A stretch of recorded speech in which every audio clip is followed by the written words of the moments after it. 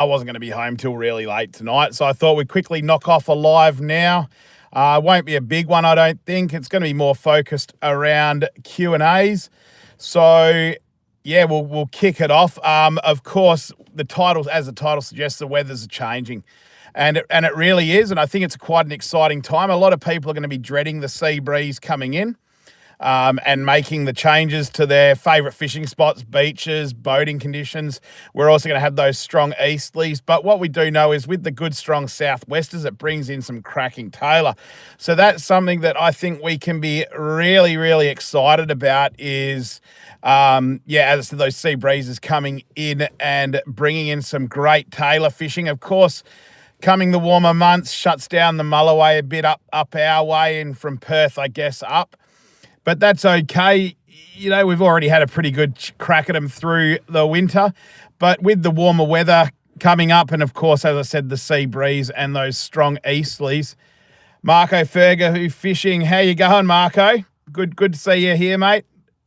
It's going to bring hopefully warm water down and really fire up something. We're still a long way away from the pelagic, so we're not going to get excited about that. But as I said, certainly with that weather change, we know that the fishing is going to change and it's going to open up some exciting possibilities. We should already have the southern blues sitting off the coast, the tuna. So they're pretty easy to get into. Certainly if you've got a boat and you're out chasing dewies and you've had a pretty good morning, the southern blues are a really good thing to sort of switch up and get into really fast. If you're a land-based angler, as I said, this time of year really does mean the tailor. But it also does mean some really good whiting in the shallows, especially the yellowfin whiting will start firing up with the warmer water, which is going to make quite a exciting prospect, I suppose. And on top of that, we'll have the Mulloway moving into the Swan River, which is awesome as well, especially down around those lower reaches. I'm not going to give exact locations because I'll get shot. However, as I said, we know that October onwards, the Mulloway are in the Swan and they're going to start firing. There's some guys doing some pretty cool stuff in the Swan as well with artificials like Jake Rotham and those sort of guys. Phillips, did I get any mud crabs? When we were up north, we didn't know. We didn't go looking for them. We stayed pretty local the whole time. As mentioned in last week's video, we were lucky enough that we had a boat up there, so we got into some good offshore fish. So that was good.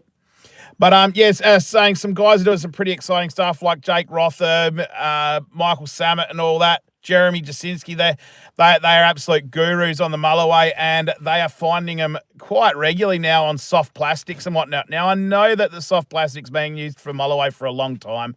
I get it's nothing new. However, these boys that I've just mentioned are completely nutting them out.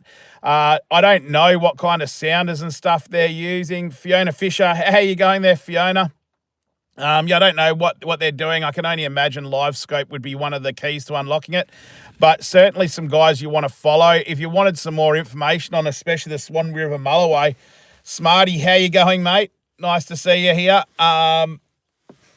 If you want some more information, I'd highly recommend you head over to Tall Tales podcast. Jake Rotham and Lecker run that one there. And they've already had guys on like Tim Farnell. They had Paul Willis the other day. We've seen Tim Barlow, a lot of huge names. Whitey's been on it, and they are absolutely fantastic. Scott Brown, a couple were arrested over east for nutting out of fish a few years ago. Yeah, right. I don't really know a great deal about that, but I'm sure there could be a wild story that's worth Google searching later on. So, a couple were over east for... I mean, at least they went nutting in fish. Oh, sorry, kids. Anyway,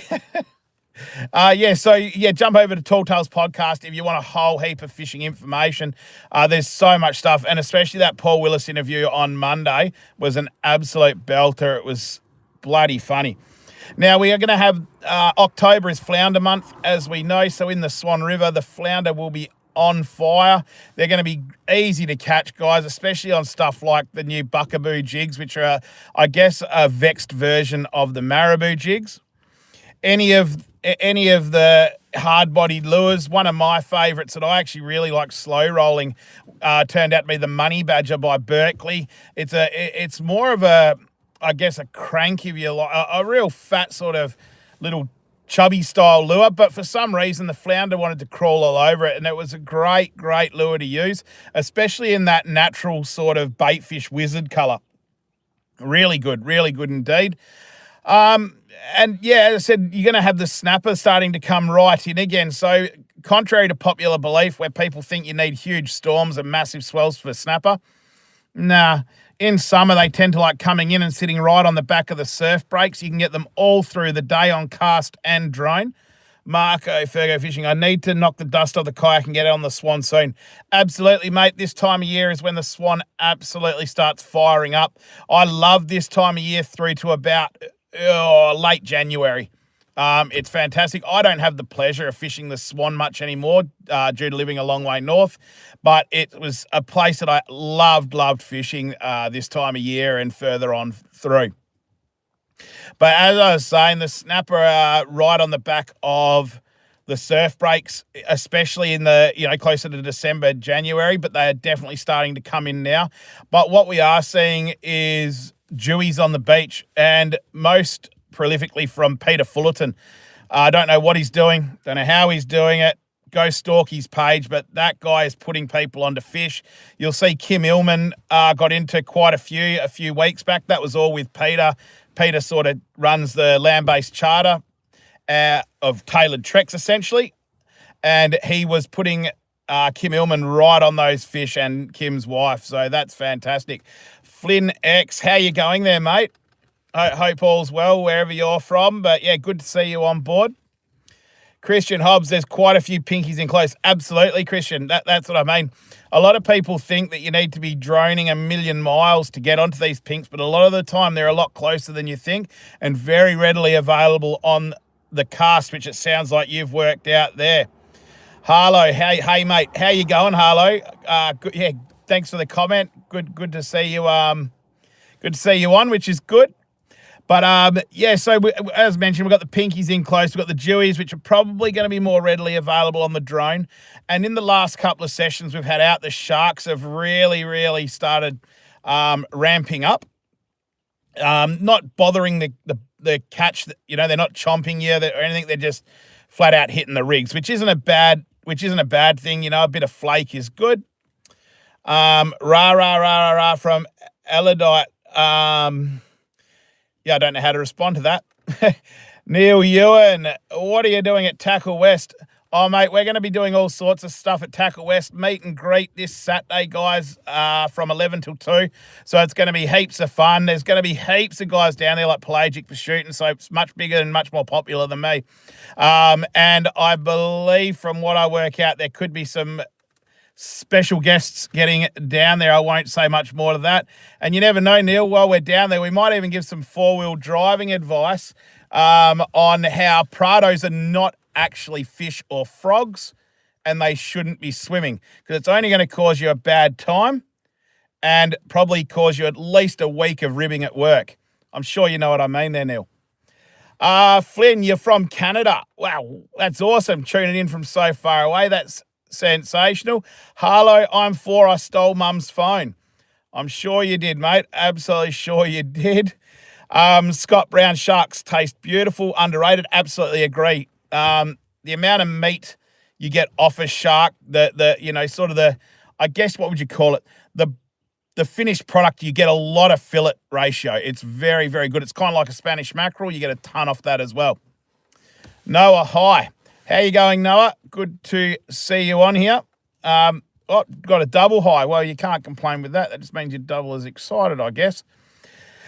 But, yeah, I mean, so I stole Mum's phone. Do I give it back? I wouldn't. No, flush it down the toilet. And I've actually got a funny story about a phone being down the toilet and my brother-in-law, but we won't go into that today.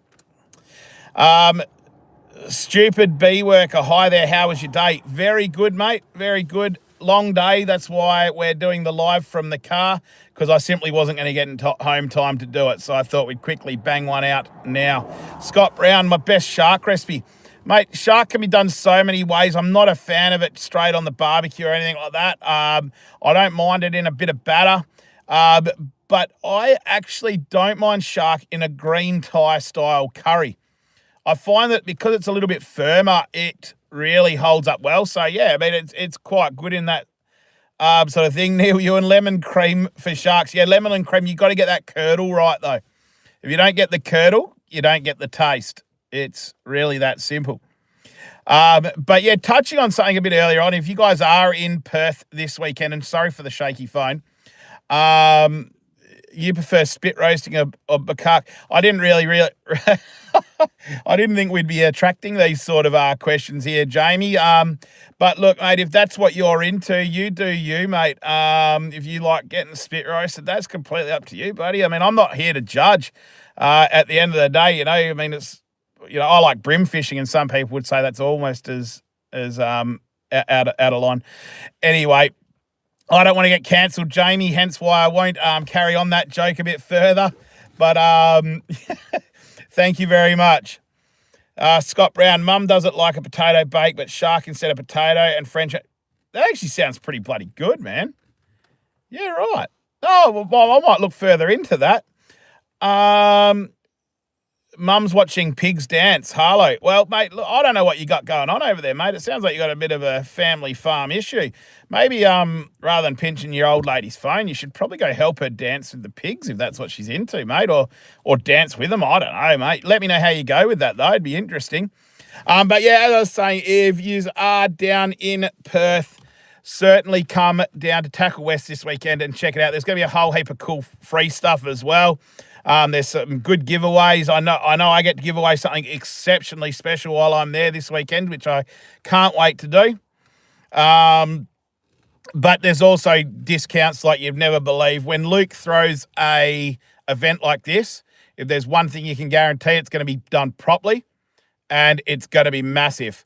So absolutely get down to Tackle West and get into it because you're not going to regret it. Flynn, it's 5:54 in the morning right now. Well, it's about 5:54 in the afternoon. So we got 12 hours difference. But yeah, absolutely stoked that you've woke up early for this.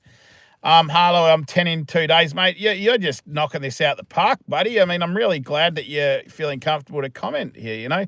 But this is about fishing, mate, not about your mum and not about your age. I mean, this is for all ages. So certainly sit back and enjoy, and hopefully you actually get out fishing there, Harlow. Yeah, cool. Good chat. So, yeah, I mean, that pretty much wraps up the fishing side of things for today. As I said, this is a pretty, I guess, short live, given the fact that I am, as I've just finished work, so I really wouldn't mind going home. But whilst we're here, has anyone got questions? Certainly start firing some questions away. I did say there was the 4x4 tip in the title, and that certainly comes down to, guys, if you're going to start driving in puddles, make sure you go test the depth first, because, as I said, cars are not fish, and I think that's a really important thing to know. Cars aren't fish. They're not frogs. They're not designed to swim. Think about it.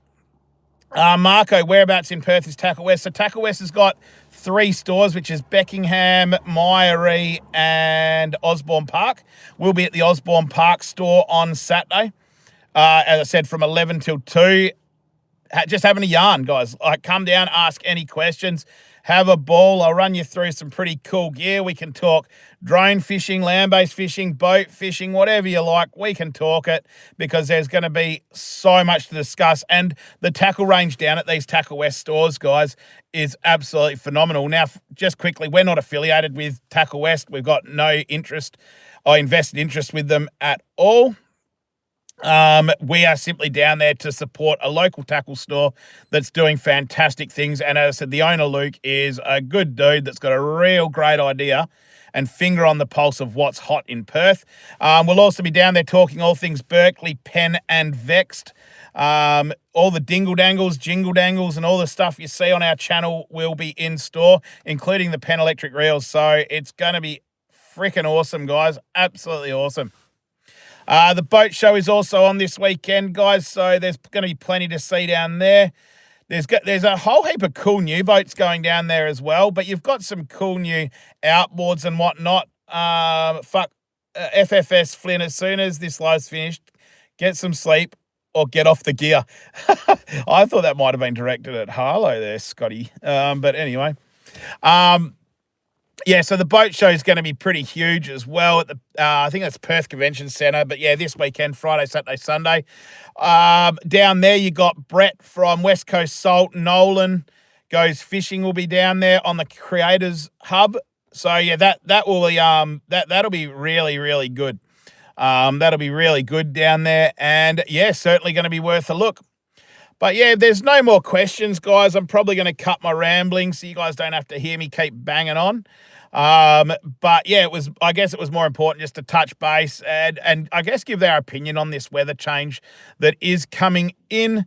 I think, as I said, I love summer. I think it's going to be good. And don't forget, Harlow is beyond help. Firing on all cylinders there, Scotty.